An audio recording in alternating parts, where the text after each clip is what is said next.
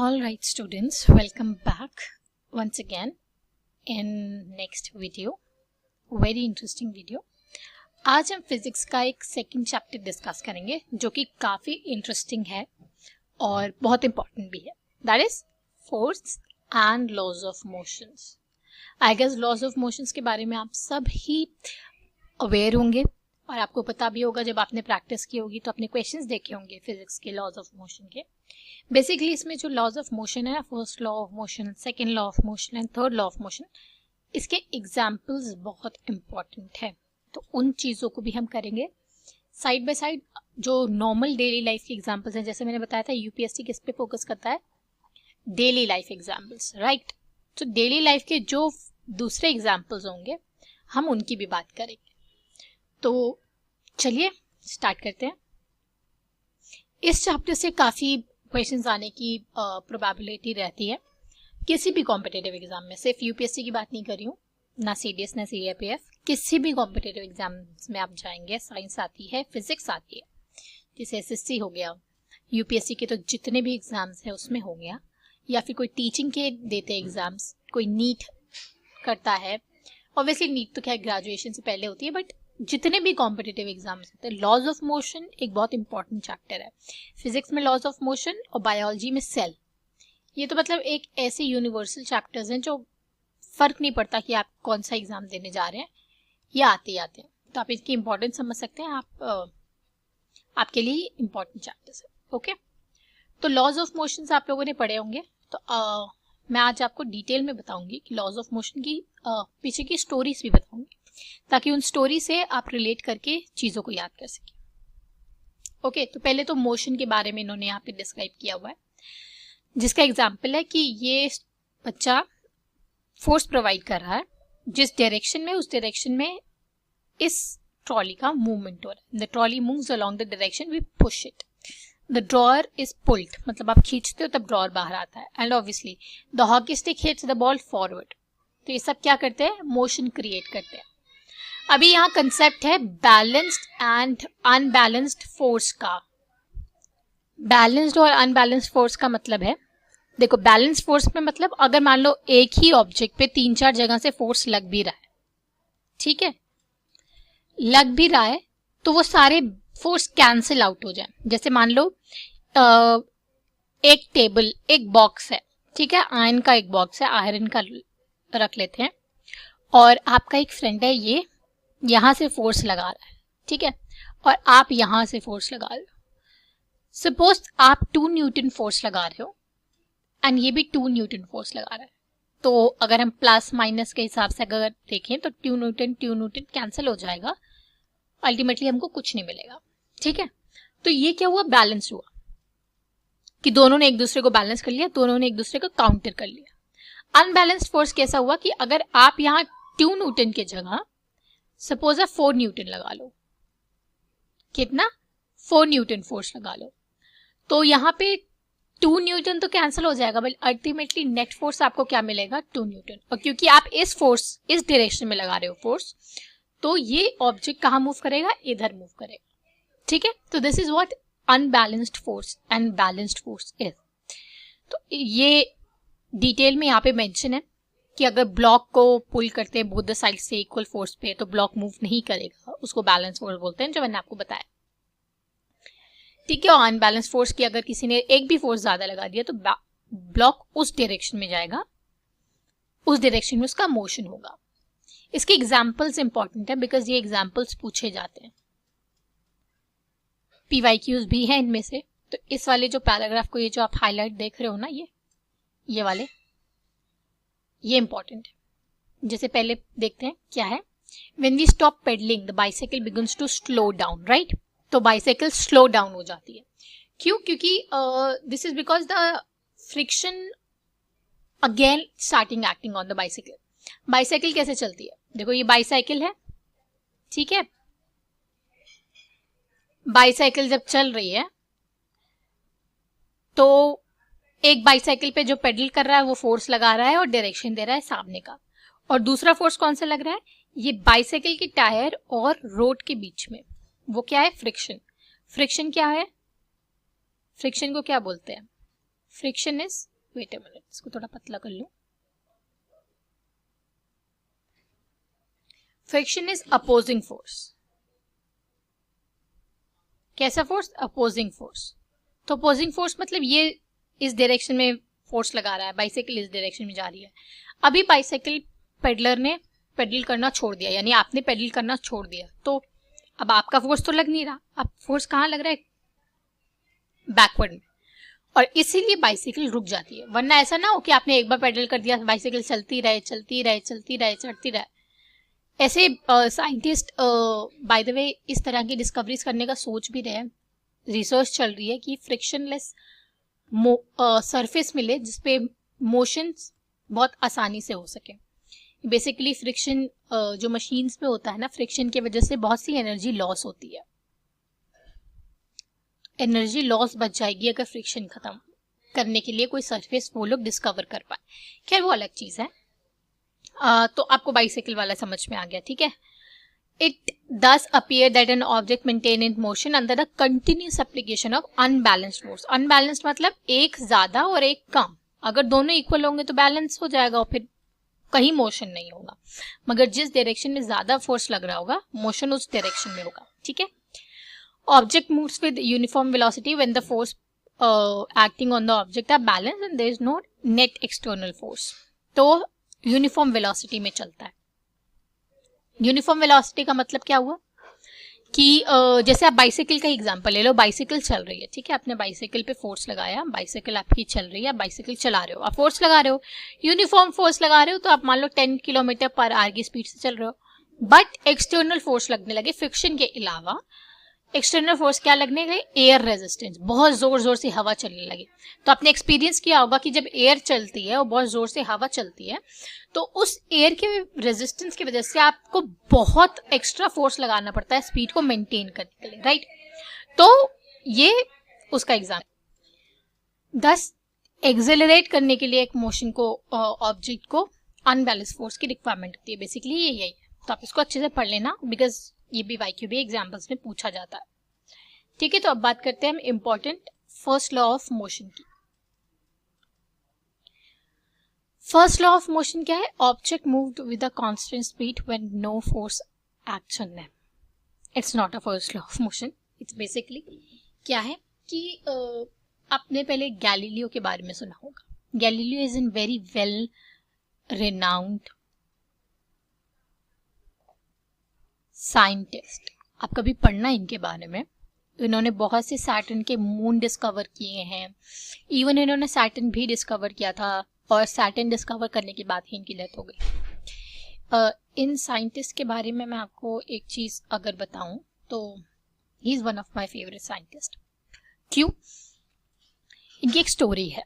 इनकी स्टोरी ये है कि इन्होंने ना टेलीस्कोप पे एक रात ऐसे ही अपने छत पे बैठे थे and he was watching stars and planets. तो टेलीस्कोप पे इनके पास खूब नाइट विजुअलाइजिंग करते थे, एस्ट्रोनॉमी में बहुत इंटरेस्ट था। तो he was watching planets. One day he observe one planet and that was covered with so many rings, और वो रिंग्स बहुत जोर जोर से घूम रही थी और वो इतनी स्पीड से घूम रही थी दैट ही फेल्ट, उनको लगा कि ये घूमते घूमते घूमते अर्थ की तरफ आ रहा है और कुछ देर में अर्थ डिस्ट्रॉय होने वाली है, क्योंकि वो रिंग्स के साथ वो प्लैनेट घूमते हुए अर्थ की तरफ आ रहा है। Can you guess what planet that was?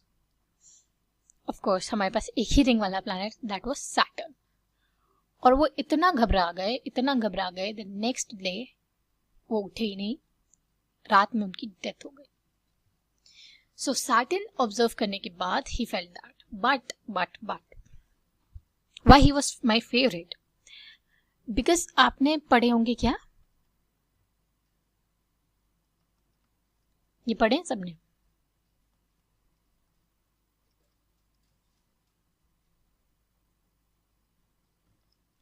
Newton's laws of motion. Actually इसके पीछे एक स्टोरी है जो मैं आपको 2 मिनट लेके बताऊंगी। न्यूटन ने वो लॉज ऑफ मोशन नहीं बनाए थे। वो लॉज ऑफ मोशन किसने बनाए थे? गैलीलियो ने। What is written there?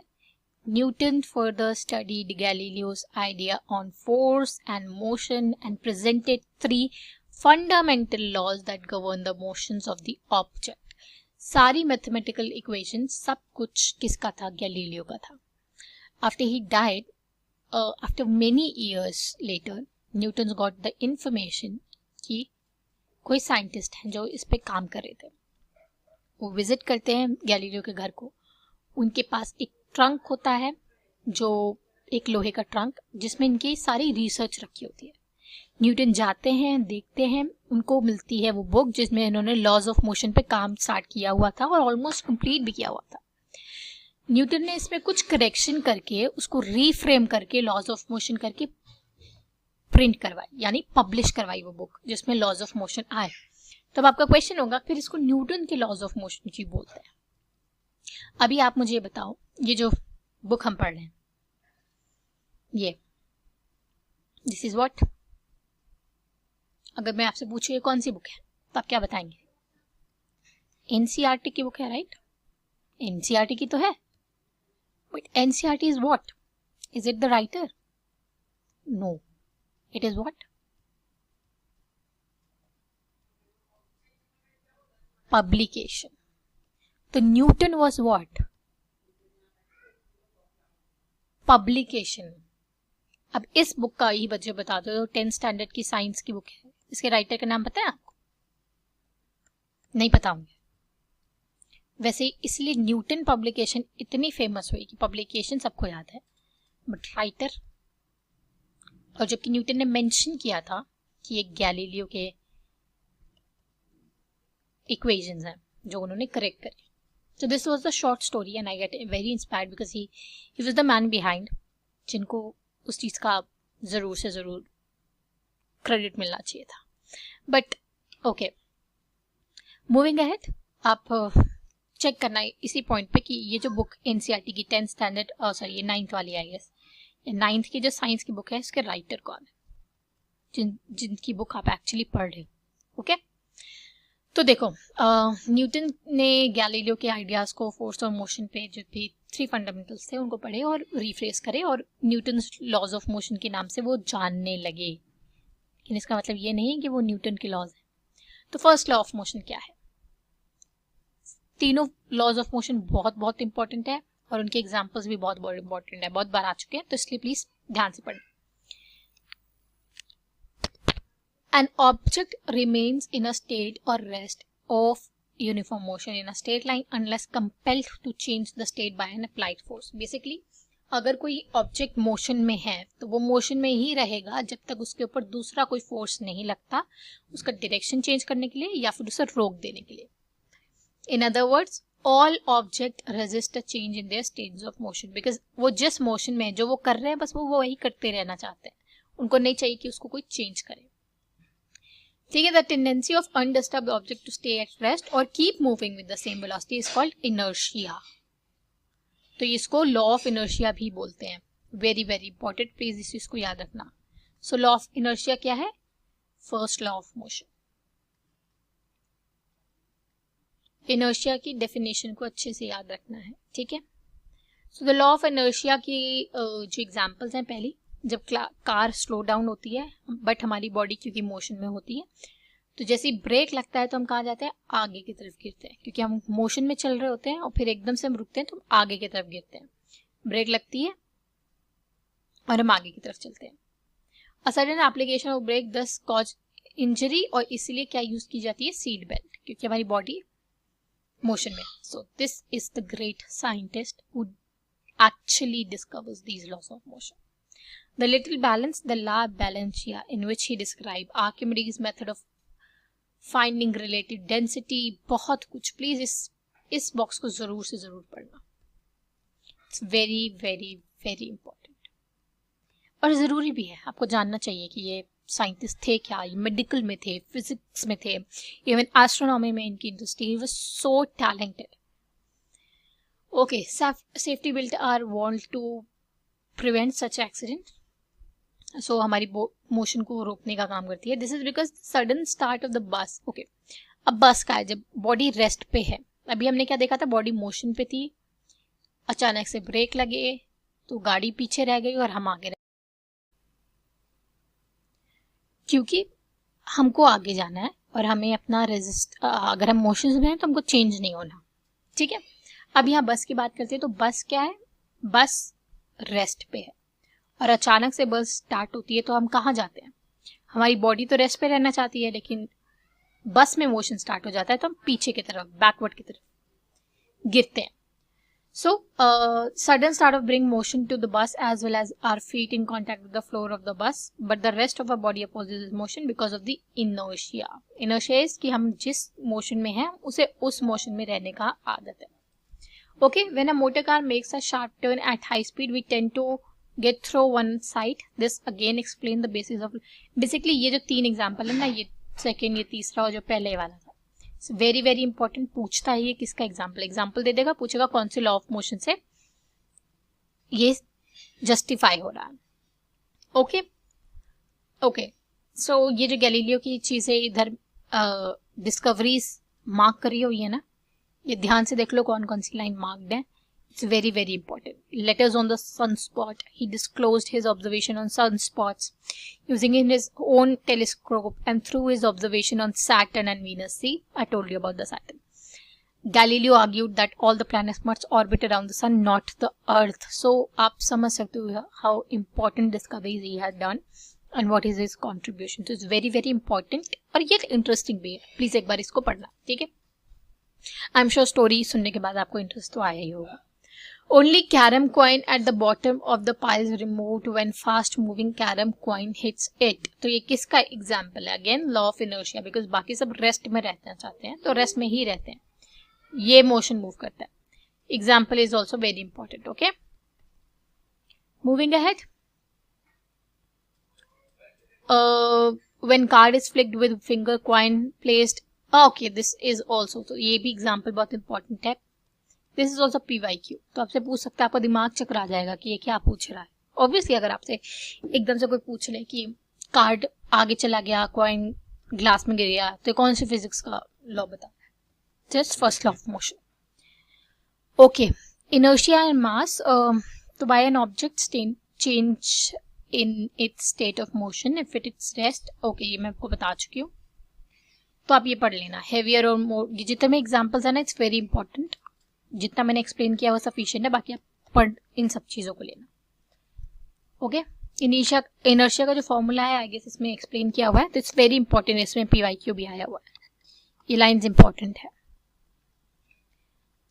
Do read this. Okay, now second law of motion states that its velocity changes, that is the object gets an acceleration. We would now like to study about how acceleration of object depends upon the force applied to it and how we measure a force. Basically ये है, force is equals to mass into acceleration. force किसकी directly proportional है? मास और acceleration के. ये formula याद रखना. This is what second law of motion. अब इसके एग्जांपल देखो.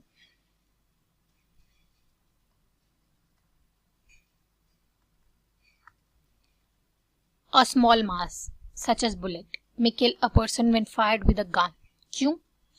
क्योंकि मास तो बहुत छोटा है, बहुत छोटा है ना, बट एक्सेलरेशन बहुत ज्यादा है, तो वो अल्टीमेटली क्या बढ़ा रहा है?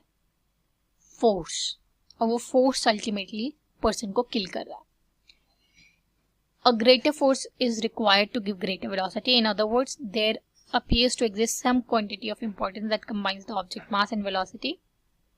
Basically ये डेरिवेशन है, ठीक है, ये मोमेंटम का होता है. So momentum is equals to mass into velocity. इससे भी कभी कभी क्वेश्चंस आते हैं. एनडीए में तो 100% आएगा, तो एनडीए वालों इस वाले फॉर्मूले को याद रखना, बाकी सीरियस वाले से थोड़ा स्किप कर सकते हैं. Momentum has both direction and magnitude. Very important line. Its direction is as same as that of velocity. Velocity के direction में होती है SI unit. यार this is very important. It's a PYQ as well. Momentum का SI unit क्या है? तो kg metre per second. Since the application of an unbalanced force brings a change in the velocity of object, it is therefore clear that a force also produces a change of momentum. यानी force लगाने से momentum change होती है, बस इतना याद रखो. This is also a part of second law of motion, इसलिए बताया. So second law of motion states that the rate of change of momentum of an object is proportional to the applied unbalanced force in the direction of the force. तो basically force is directly proportional to the momentum. ये भी second law of motion का part है. Mathematical formulation में आप ये वाली याद रख सकते हो बस. और ये k इज द कांस्टेंट क्योंकि force is directly proportional to ma. Sorry,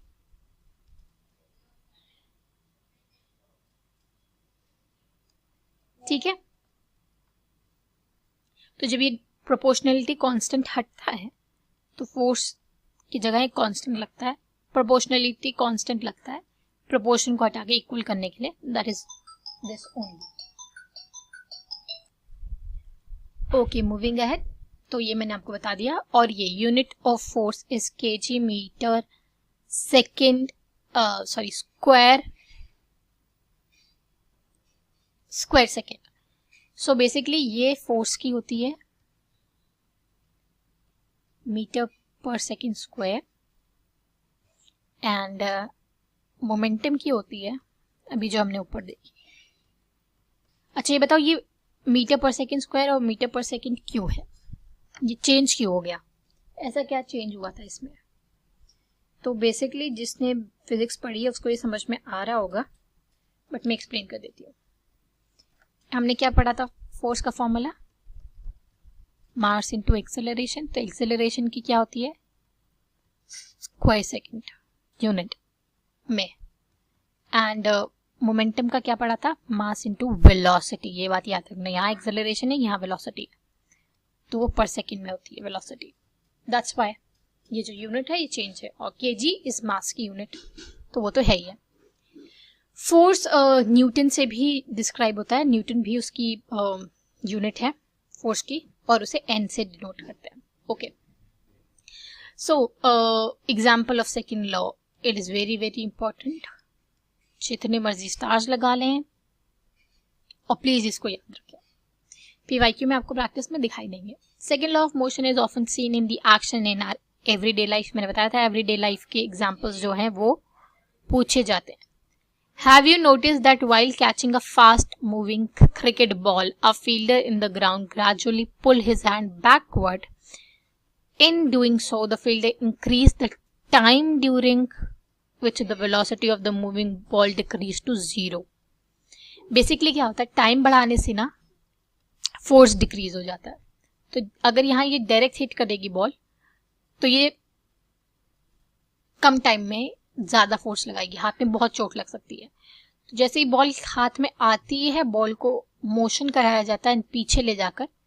इतना टाइम जो बढ़ा है ना, ये फोर्स की इंटेंसिटी को डिक्रीज कर देता है. बेसिकली आप ये याद रखना कि जब कोई क्रिकेटर या फिर कोई प्लेयर बॉल कैच करता है, उसको पीछे ले जाता है, डिले करता है टाइम, तो वो किसका एग्जाम्पल है? सेकेंड लॉ ऑफ मोशन का. बस इतना ही काफी है आपके लिए.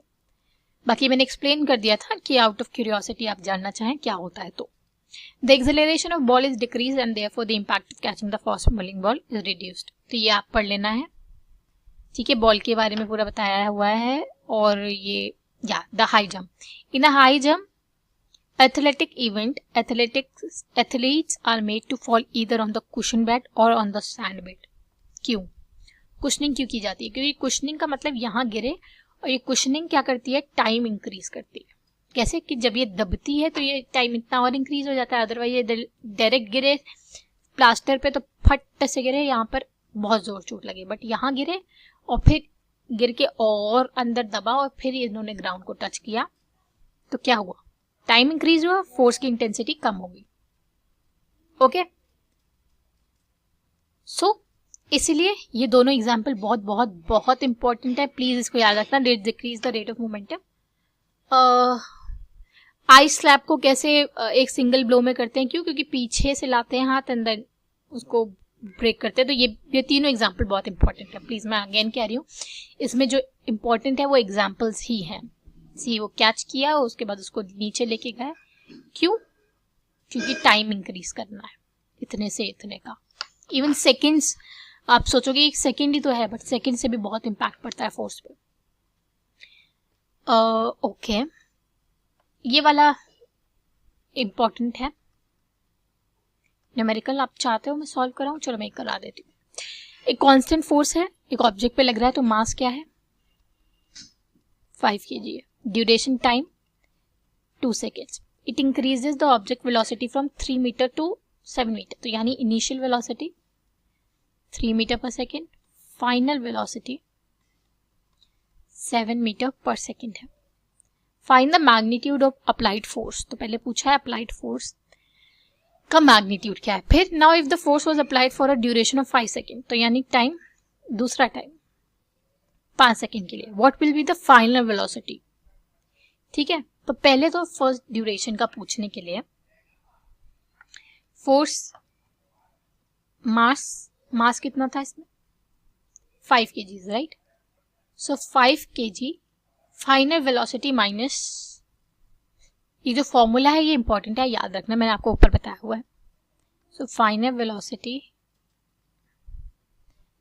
माइनस इनिशियल वेलोसिटी अपॉन में टाइम होता है, तो टाइम इज 2 seconds।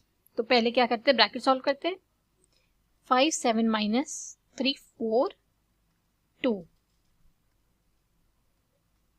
10 न्यूटन। लेकिन अब पूछा है कि फोर्स कहाँ लग रहा है, फोर्स लग रहा है 5 सेकेंड्स के लिए, तो फाइनल वेलोसिटी क्या होगी? तो फाइनल वेलोसिटी का फॉर्मूला इसी को रिवर्ट में ले गए। तो देखो v को अगर आपने यहां रखा तो पहले तो t ऊपर जाएगा, ठीक है, फिर m नीचे आएगा डिवाइड में, फिर ये जो u नेगेटिव में है वो वहां प्लस में होगा, वही यहाँ पे भी किया है हुआ है इन्होंने। तो फाइनल वेलोसिटी हो जाएगी, इनिशियल वेलोसिटी कितनी थी? इनिशियल वेलोसिटी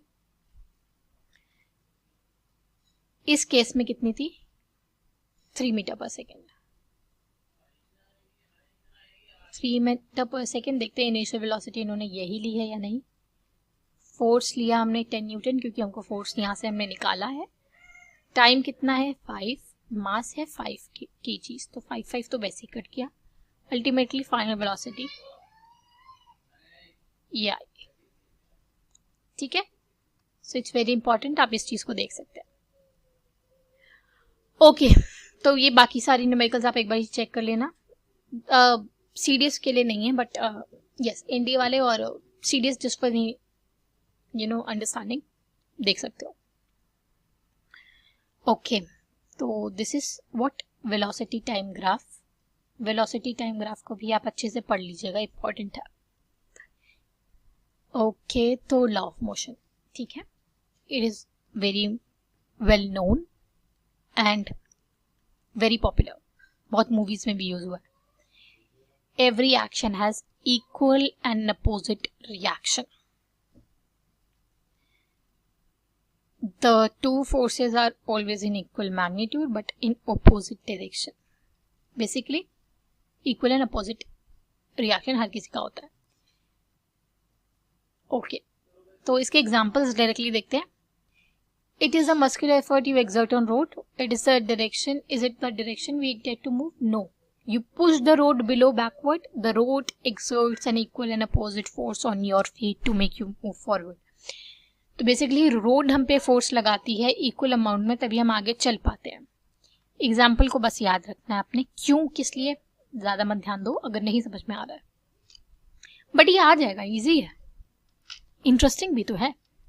तो इट इज वेरी इंपॉर्टेंट, इस चीज को याद रखना, ठीक है।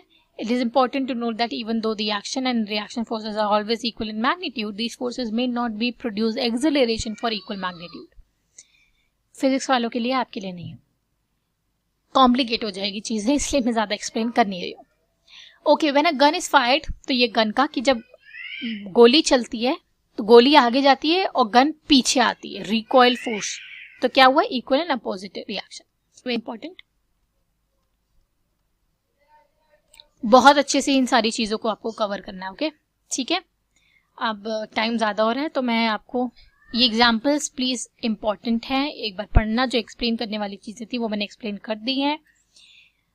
प्लीज़ इन सारी चीज़ों को आपको याद रखना है।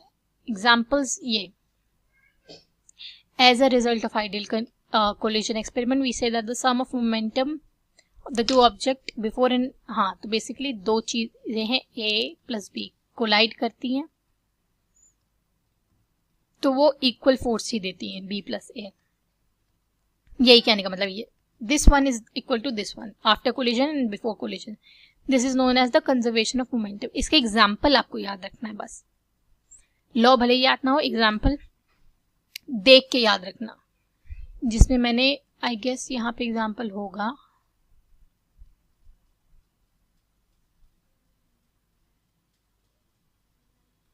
ओके, आई थिंक ये वाली जो एक्टिविटी है ना 9.4, this is important, please do remember this. Okay okay, the girl jumps on the cart, this is also important example, एक बार इसको देख लेना। Moving ahead, these are the examples, these are the numericals, I guess. Yeah, this is the conservation of law, very very important. ये questions आए हुए हैं, PYQ है। तो conservation of law क्या कहता है कि conservation of momentum, energy, angular momentum, charges, etc. considered to be the fundamental laws of physics। यानी बेसिकली जितनी एनर्जी अप्लाइड करी गई है रिजल्ट में भी उतनी मिलेगी, जितना मोमेंटम कोलिजन से पहले था कोलिजन के बाद भी उतना ही रहेगा। इसको प्लीज यार अच्छे से एक बार चेक कर लेना। Okay, it's very important. Okay, तो यहाँ पे हम इस चैप्टर का एंड करते हैं, बट आपकी मेहनत यहाँ एंड नहीं होती है, आपकी शुरू यहाँ से होती है। अपने सारे एग्जाम्पल्स पढ़ने हैं जो मैंने एक्सप्लेन करे हैं, जो मैंने सारे एक्सप्लेन कर दिए। बट ये देखो, truck start from a Batman hit a cricket ball a stone of 1 kg, ये सारे एग्जाम्पल्स प्लीज एक बार चेक कर लेना, पढ़ लेना और इस समरी को पढ़ लेना। मतलब ये समरी नहीं भी पढ़ोगे तो चलेगा, बिकॉज मैंने जो हाईलाइट किया है इसमें समरी इंपॉर्टेंट नहीं है, जिस चैप्टर में होती है वो मैं आपको बता देती हूँ। तो इट्स वेरी इंपॉर्टेंट चैप्टर, जैसा कि मैंने आपको बताया था। एग्जाम्पल्स इसके बहुत इंपॉर्टेंट हैं, ये सारे एग्जाम्पल्स आपको याद होने चाहिए, बाय हार्ट और इंटरेस्टिंग भी, तो ये इजीली हो जाएगा। ओके, तो इस चैप्टर में इतना ही। क्या हो गया, चलो ठीक हो जाएगा, हैंग हो रहा है। तो टिल देन प्लीज अच्छे से प्रिपेयर करो and all the very best.